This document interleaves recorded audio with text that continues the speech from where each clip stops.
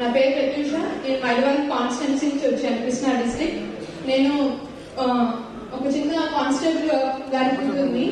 మా డాడీకి ఫస్ట్ మా ఫ్రెండ్స్ అందరూ మెడిసిన్ చేయడానికి ఫారెన్ వెళ్తుంటే డాడీ నేను కూడా అబ్రాడ్ వెళ్ళి చదువుకుంటాను అని అడిగాను. అడిగితే మా డాడీ అన్నారు వచ్చే జీతానికి నా వల్ల కాదమ్మా అని చెప్పారు.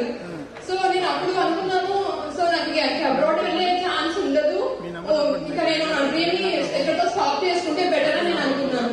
తర్వాత నేను ఒక రోజు మన ఇరిగేషన్ డిపార్ట్మెంట్ దేవేంద్ర ఉమామహేశ్వరరావు గారు చెప్పారు. నేను సార్ కాన్స్టిట్యూన్సీ వచ్చాను. సార్ చెప్పారు, అమ్మ మీకు ఫస్ట్ అయితే వింటర్ బిస్కీ వెళ్ళాలి అంటే మా ఫ్రెండ్ ఒకసారి బస్ స్టాప్ లో తీసుకోవడానికి వెళ్ళాను. అప్పుడు ఆర్టీసీ బస్ స్టాప్ లో విన్నాను, ఎస్సీ ఎస్టీ స్టూడెంట్స్ కి 6 lakhs కంటే తక్కువ ఇన్కమ్ ఉన్న పిల్లలకి 10 lakhs స్కాలర్షిప్ ఇచ్చి గవర్నమెంట్ వాళ్ళు ఫర్దర్ అబ్రాడ్ వెళ్ళడానికి హెల్ప్ చేస్తున్నాను. కానీ చాలా హ్యాపీగా ఫీల్ అయ్యాను. స్కీమ్ అయితే విన్నాను, కానీ ఎలా ప్రాసెస్ చేసుకోవాలనే విషయం నాకు తెలియదు. సార్ని కలిసాను. సార్ని కలిస్తే నీకు హెల్ప్ చేస్తానమ్మా కంపల్సరీ, సార్కి రిపోర్ట్ చెప్తాను, సార్ హెల్ప్ చేస్తారు, so you can fulfil your dream అని చెప్పారు. I'm very thankful to you sir, and very much thankful to chief minister for giving us this opportunity to fulfill our dreams. Thank you very much sir.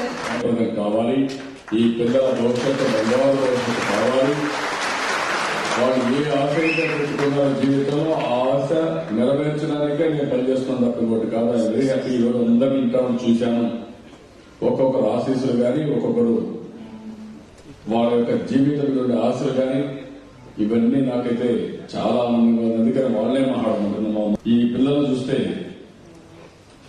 Minority లేకపోతే బ్రాహ్మణ్ ఎవరైనా ఒకటే అడ్డు, ఆ అడ్డు ఆర్థిక సమస్య. ఆర్థిక సమస్య అధిగమిస్తే ఈ పిల్లలు మట్టిలో మణిక్యాలు, ప్రపంచాన్ని జయించే శక్తి భారతదేశంలో